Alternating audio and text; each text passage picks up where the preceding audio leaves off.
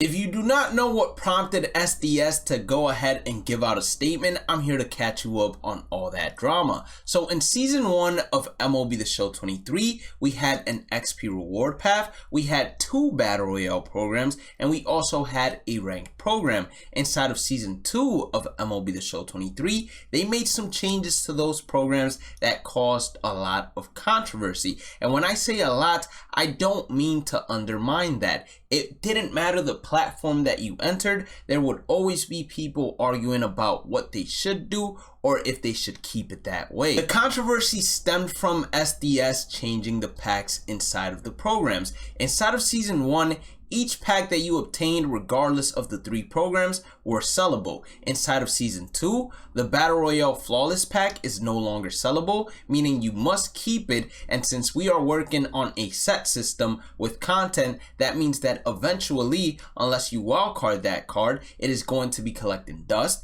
None of the ranked program cards are sellable either. And then last but not least, inside of the XP reward path, they went ahead and restricted the first 2 out of 4 Incognito and Kaiju packs to non-sellable as well. All of this led to SDS dropping a developer insight inside of the latest game update, which was game update 7, which dropped today, that explained some of the changes they made to ranked seasons and the Battle Royale program rewards. They started it out by saying, we've seen a lot of discussion regarding the implementation of non-sellable program rewards in the ranked seasons and Battle Royale reward paths, and wanted to take the opportunity to provide some clarity and insight into our decisions.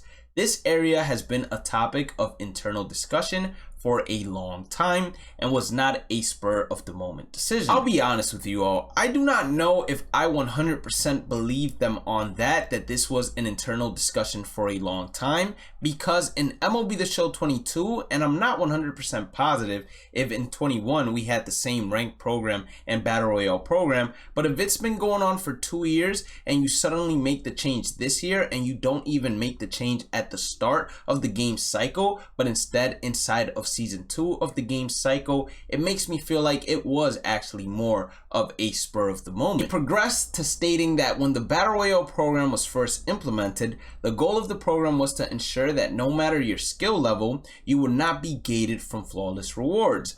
Our design intent was to provide an avenue for the player who could not go 12-0 to still be able to enjoy some of the rewards in the program, and we feel we've been successful in that regard. I agree. You have been successful in that regard, and I actually would like to applaud you because you've made it even easier to complete the program by guaranteeing us a round in which we get the diamond, gold, and silver cards that are inside of the program in terms of PXP missions. Before, it was not always like that. Over time, these programs have become less about having access to program rewards and more about selling the program rewards for stubs to use in other areas of the game.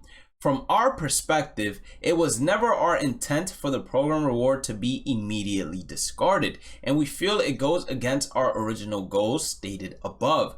Players are no longer using the program paths as a means of acquiring the program players, and in that regard, the programs are not serving the purpose we strived for. Reading that paragraph, I feel like it tells us more of the intent behind the change than anything else. They basically did not want us to have an area where we could make a substantial amount of stubs to then use in other areas of the game. They'd rather you actually not play the game and instead either invest in roster update predictions, or B, flip cards inside the community marketplace, or C, which is probably the preferable option for them, use your mom's credit card, use your credit card, or get a stolen credit card and then use it to buy stubs in order to allow them to make even more profits. Another thing I will say about this paragraph is that they talk about the cards being immediately discarded.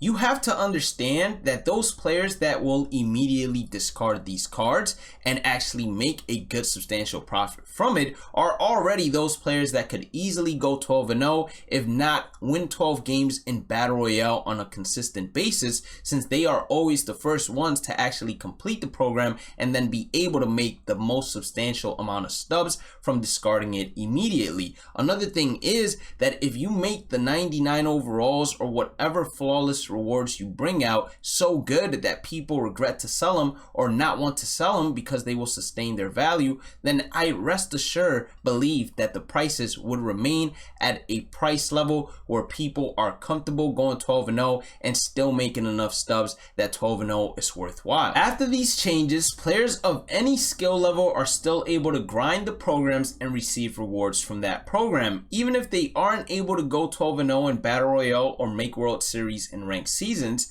Battle Royale and ranked seasons also still have sellable rewards that you can earn for win streaks, win thresholds, or by climbing the ratings leaderboard, including a new co-op ranked leaderboard, which allows players to earn additional ranked seasons rewards. That paragraph right there isn't truly saying much. It's telling us what we already know about the Battle Royale program and the ranked program. If you want to be able to obtain the cards, you either go ahead and hit the rating needed to obtain the card, or if you want to get that flawless pack, you have to go 12-0 for it. We feel that by making reward path players non-sellable, we are able to reach a middle ground between allowing our players to always have access to the rewards in a meaningful way, while also balancing the modes.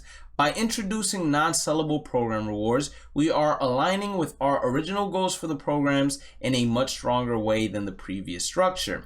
We will strive to communicate in a similar fashion when changes are made in the future. With that final paragraph, I feel like that targets more of those competitive players that were saying, oh, if you want these rewards, hit World Series. If you want the flawless packs, then go 12-0. Because they felt like SDS did that in a way to distinguish skill level. No, they absolutely didn't. They don't care about the skill level that you have inside of World Series or inside of Battle Royale. You are not getting paid to go ahead and hit the highest rating whatsoever or to go 12-0 the most amount of times. Sure, you can make revenue from it if you go into content creation and you are an exceptionally skilled player, but if you're not taking that route, then they don't care about your skill level. The only time that your skill level actually matters to them is whenever they throw money on a tournament and say, hey, sign up for this Cash Cup tournament. That's the only times that your skill level truly matters. And guess what? Whenever they take into consideration the qualifications to make it to the next round,